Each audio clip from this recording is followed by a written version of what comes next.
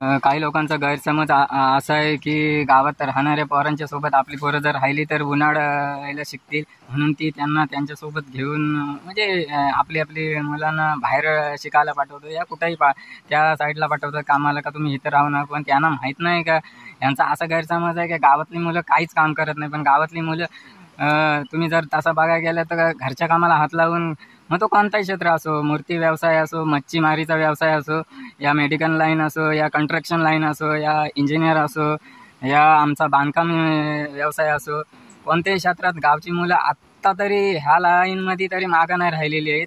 भरपूर काही करू शकतात. तुम्ही या आणि गावातल्या पोरांसोबत 4 दिवस राहा. गावातली पोरं माझा सुद्धा करतात आणि काम सुद्धा तितकाच करतात.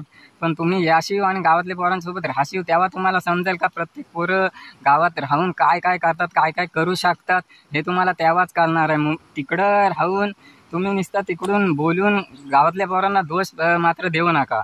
हा जरा मनातून गैरसमज तुम्ही काढून टाकला तर म्हणजे एक बरं होईल.